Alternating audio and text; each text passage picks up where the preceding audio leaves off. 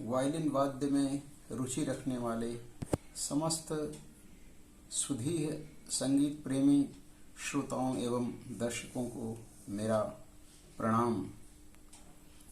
मैं वायलिन वाद्य से लगभग पिछले 40-45 वर्षों से जुड़ा हुआ हूँ। कलाकार के साथ साथ अध्ययन अध्यापन का भी कार्य करता हूँ।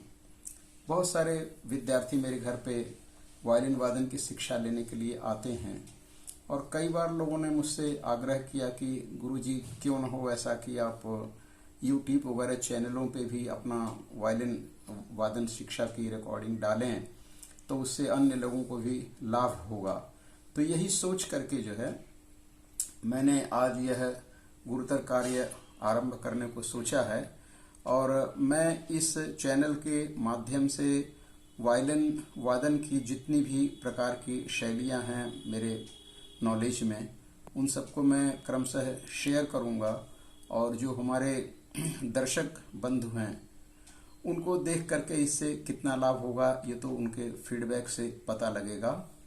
और जहाँ तक वायलिन वाद्य के संक्षिप्त परिचय, विकास एवं भारतवर्ष में वायलिन का आगमन कब हुआ, यहाँ के कलाकारों ने कैसे भारतीय संगीत में उसे समाहित किया तथा भारतवर्ष में आगमन के पश्चात वायलिन वाद्य में क्या क्या परिवर्तन आए, इन सब की विस्तार रूप से चर्चा जो है मैंने अपनी प्रकाशित पुस्तक भारतीय संगीत में वायलिन का प्रयोग, महत्व एवं वादन इस नाम से किताब मेरी अवेलेबल है और ये फ्लिपकार्ट, अमेजॉन पे भी अगर चाहेंगे तो किताबें मिल सकती हैं, लोग मंगा के पढ़ सकते हैं विस्तार पूर्वक। आज है कि वायलिन वाद्य को बजाया कैसे जाए। जो लोग गुरुजनों के यहाँ जाकर के शिक्षा ले रहे हैं विधिवत जो है उनके लिए तो कोई समस्या नहीं है, लेकिन आजकल बहुत से ऐसे भी देखे हैं वायलिन वाद्य के प्रेमी हैं जो वायलिन खरीद लेते हैं, फिर यूट्यूब चैनलों पे जाकर के देखते रहते हैं, बहुत सारे उस पे पाठ्यक्रम डाले हुए हैं। तो ऐसे सुधीह वायलिन प्रेमियों के लिए है ये।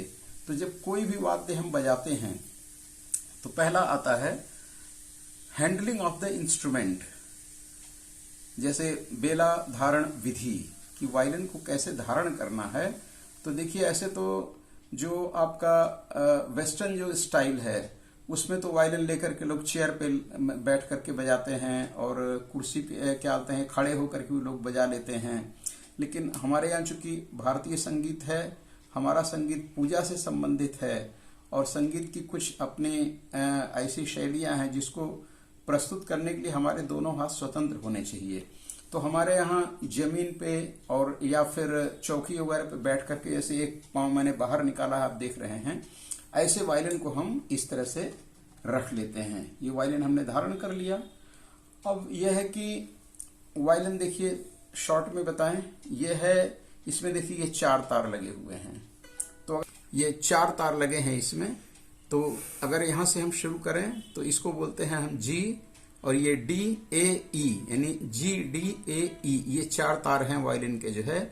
और वायलिन वादन में पहला जो इम्पोर्टेंट बताया हमने हैंडलिंग ऑफ द इंस्ट्रूमेंट कि कैसे हमको बैठना है, पोस्चर कि हमारा पोस्चर क्या होगा। दाहिना पैर आगे हमारा निकला हुआ है और ये पैर के एड़ी पे वायलिन टिका के ऐसे यहाँ पे हमने इसको कर दिया है तो हमारे हाथ दोनों फ्री हो गए।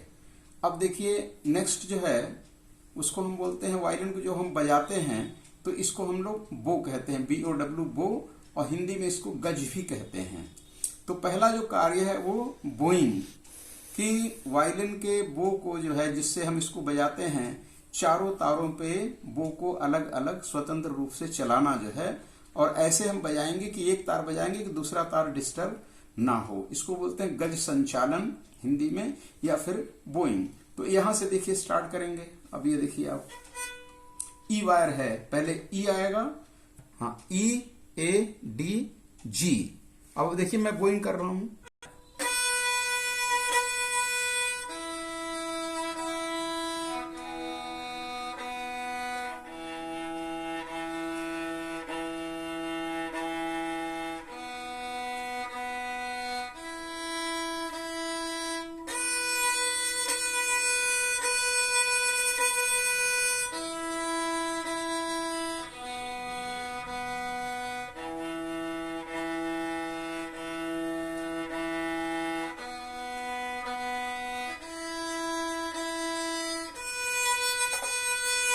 इस प्रकार से पहला जो लेसन है, पहला तो पोस्चर हुआ कि बैठना कैसे है, हैंडलिंग ऑफ द इंस्ट्रूमेंट में कि बैठ गए तो वायलिन को कैसे हम धारण करेंगे, वही देखिए हमारी मुद्रा है। और फिर उसके बाद गज संचालन कि वायलिन के 4 जो तार हैं जी डी ए ई, इन पे गो को फुल मतलब एक एंड से दूसरे एंड तक गो को पूरा इस्तेमाल करना है जो है, और चारों तारों को सेपरेट बजाना है। मतलब ये नहीं कि जैसे ई बजा रहे हैं तो फिर ए भी बज रहा है, ए बजा रहे हैं तो ई या फिर डी को टच कर रहा है, डी है तो जी या इसको टच कर रहा है, ऐसे नहीं होना चाहिए। और वो जो है वो पूरा चलना चाहिए। साथ में वो चलाने में कोई खरखराहट या साउंड में इस तरह चिड़चिड़ाहट क्योंकि आती है, जैसे कभी ज्यादा दबा दिया हाथ से, वो नहीं। सिंपली वो को हम इस पे जो है तार पे ऐसे देखिए ये रख दिया,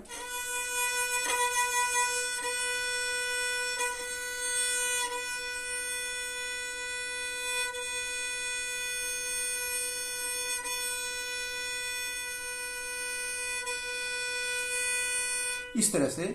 और जितना लंबा हो सके, क्योंकि जो वो है वो एक तरह से जैसे हमारे शरीर में श्वास की क्रिया काम करती है। कोई स्वर हम लगाते हैं, कितना लंबा देर तक लगा सकते हैं, तो वो हमारा जितना ही लंबा चलेगा, ड्यूरेशन लंबा होगा, किसी भी स्वर पे ठहरने के लिए जो है वो हमारे लिए सहायक होगा। तो आज हमने जो चर्चा किया जो है वो मुख्य रूप से हमने वायलिन के थोड़ा सा संक्षिप्त परिचय के बारे में मैंने बताया। तो उसके लिए मैंने अपनी लिखी हुई जो पुस्तक है भारतीय संगीत में वायलिन का प्रयोग, महत्व एवं वादन, अगर कोई विस्तार से पढ़ना चाहे तो वो अपना ऑनलाइन ऑर्डर करके मंगा सकते हैं। किताबें जो है उस पर विस्तार पूर्वक सब मिलेगा। और दूसरा है कि वायलिन को बजाया कैसे जाए। तो पहला आया कि बैठना कैसे है, बैठा हूं मैं। फिर वायलिन को हमने धारण कैसे किया, वो किया। फिर नेक्स्ट है गज संचालन या बोइंग। और ये बोइंग का जब अभ्यास कर लेते हैं बच्चे तो उसके बाद फिर हम वायलिन वाद्य पे फिंगरिंग का काम, बोइंग का हुआ, फिंगरिंग मतलब यहां से फिर कैसे सारे गा मा पा धा नी स्वरों को बजाना है। तो इसकी चर्चा हम अगले लेक्चर में करेंगे। आज इतना ही, धन्यवाद।